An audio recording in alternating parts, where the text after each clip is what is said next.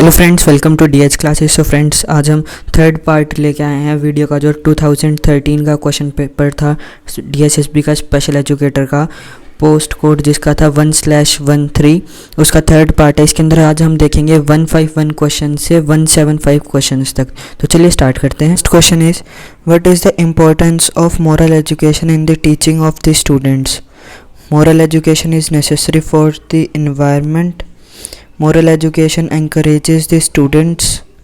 Moral education is necessary for the development of character. तो जो इसका करेक्ट आंसर हो जाएगा वो है ऑप्शन नंबर सी।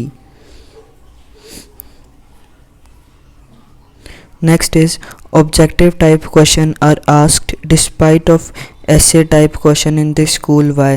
तो जो ऑब्जेक्टिव टाइप या एमसीक्यू क्वेश्चंस होते हैं वो रिटर्न के प्रेफरेंस में क्यों पूछे जाते हैं? तो पहला ऑप्शन है for telling the importance of time to the students, time की इम्पोर्टेंस बताने के लिए स्टूडेंट के लिए। For doing more work in less time, ज़्यादा काम को कम समय में करने के लिए।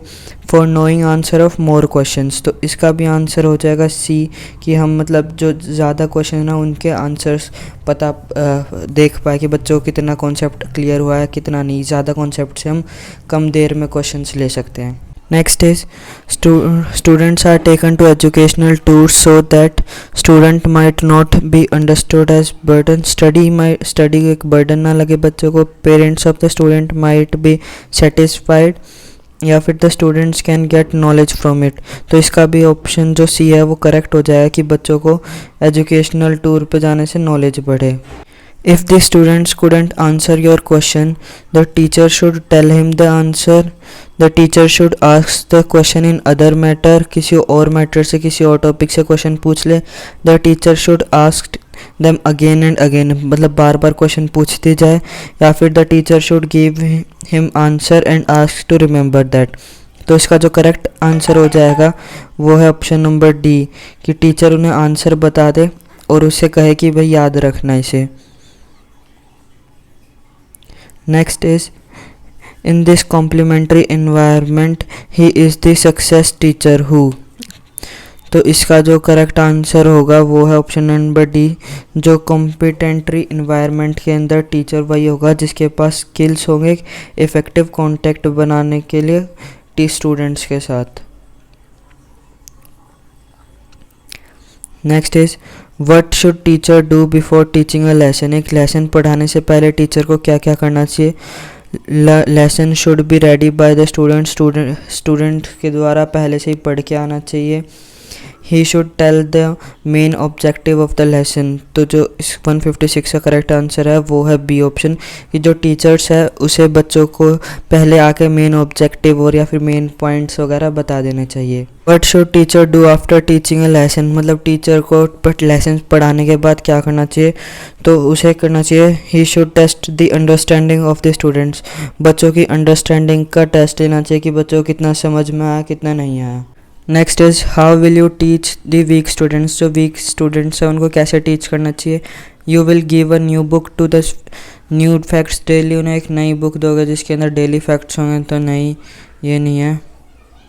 You will teach him with intelligent students के साथ पढ़ाओगे। You will give him separate time and teach him, उन्हें सेपरेट टाइम दोगे और टीच करोगे।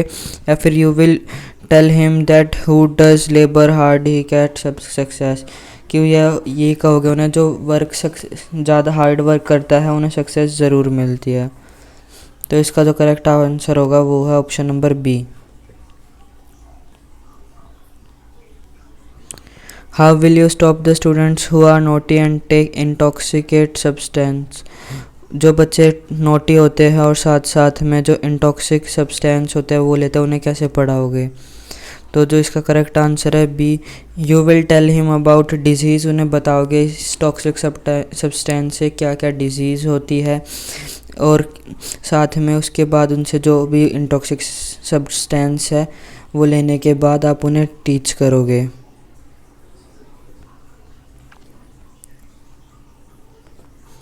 You are a teacher and you are transferred in the town from a village institution. How will you teach them? आप एक teacher और आप पहले किसी गांव में पढ़ाते थे और अब आपको किसी सिटी या टाउन के अंदर ट्रांसफ़र कर दिया गया, तो अब वहाँ पे कैसे पढ़ाओगे?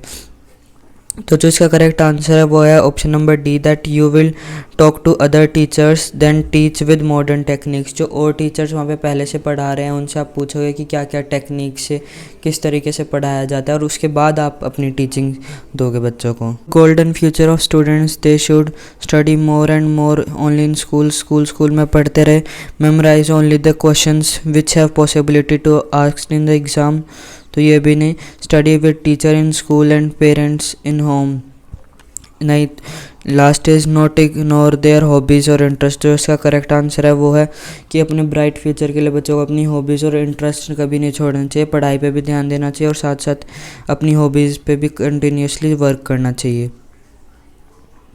Next is if there are some naughty students in the class then how will you teach them. अगर क्लास में नोटी बच्चे तो आप उस सिचुएशन में कैसे पढ़ाओगे, विदाउट उन पे कोई ध्यान नहीं दोगे, अपना लेसन कंटिन्यू करोगे टू मेक देम अंडरस्टैंड, ताकि उन्हें भी समझ में आए, आप साइकोलॉजिकल मैनर से सिखाओगे।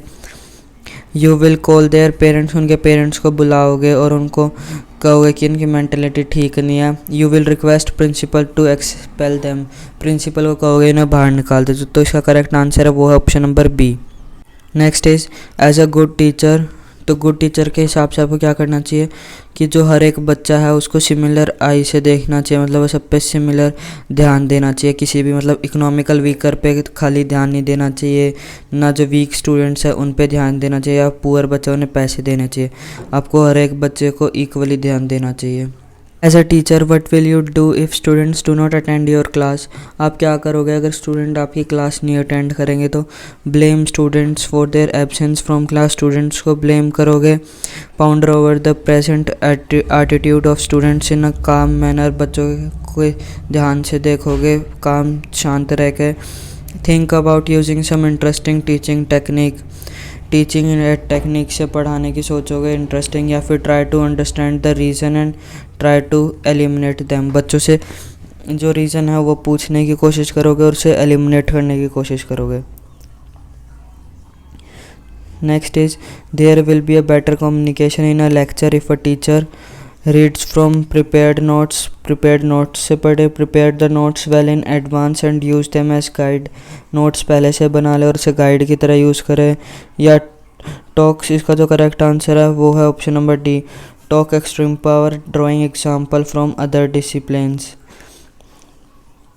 One can be a good teacher if he or she has genuine interest in teaching, know how to control students, know his or his subject, has good expression। तो इसका करेक्ट आंसर हो जाएगा कि आपको जब आपके subject की knowledge होगी तभी आप पढ़ा सकते हो, खाली आपका टीचिंग में इंटरेस्ट हो उससे भी काम नहीं चल सकता, क्योंकि अगर आपको टीचिंग में इंटरेस्ट है पर आपको आता ही कुछ नहीं तो आप पढ़ा नहीं सकते। Most important skill of teaching is, that is जो हमारी टीचिंग की सबसे इम्पोर्टेंट स्किल है वो है making student understand what the teacher says, कि बच्चों को अंडरस्टैंड करवाना कि टीचर क्या कह रहा है। Next is effective teaching by and large is a function of, effective teaching का मेन क्या फंक्शन होता है, तो that is option number C, teacher make student learn and understand, कि टीचर बच्चे को कोई भी सब्जेक्ट जो भी वो पढ़ा रहा है वो लर्न करवा पाए और उन्हें समझा पाए कि क्या कह रहा है वो। Success of a profession depends on, जो किसी भी प्रोफेशन का सक्सेस होती है वो डिपेंड करती है कि आप अपनी जो टीचिंग मेंटेनिंग क्वालिटी, आप कितनी क्वालिटी ऑफ वर्क है, अगर आप जो भी कर रहे हो उसमें क्वालिटी होगी तो आपको पक्का आपके प्रोफेशन में सक्सेस मिलेगी। Main role of teacher is identified with the, जो मेन रोल होता है टीचर का वो क्या होता है, as a leader. Next is prior to teaching the teacher does, पढ़ाने से पहले टीचर क्या करती है हमेशा, तो preparation of teaching lesson plan, identification of objectives, knowing the interest of the student, बच्चों का इंटरेस्ट। तो ये तीनों ही ठीक बात है, तो इसका जो करेक्ट आंसर हो जाएगा वो है option number D, that is all of the above. Effective teaching includes, जो इफेक्टिव टीचिंग होती है वो इंक्लूड करती है teacher is active and students are active, जिसके अंदर कि स्टूडेंट भी एक्टिव हो और टीचर भी एक्टिव हो, वही इफ़ेक्टिव टीचिंग होती है। Next is immediate outcome of teaching, immediate outcome क्या होती है टीचिंग की, that is change in behaviour of student in desirable direction, बच्चे के बिहेवियर में चेंज हो, वो भी डिज़ायरेबल डायरेक्शन के अंदर। Next is basic requirement of teaching efficiency is, जो बेसिक रिक्वायरमेंट होती है टीचिंग इफ़ेक्टिवली की, वो होती है टीचर का मास्टरी ऑफ टीचिंग स्किल्स होनी चाहिए, mastery over the use of different teaching techniques की भी नॉलेज होनी चाहिए एक टीचर को, mastery over appropriate use of media and technology in teaching. तो इसका जो करेक्ट आंसर हो जाए वो हो जाएगा option number D, that is all of the above.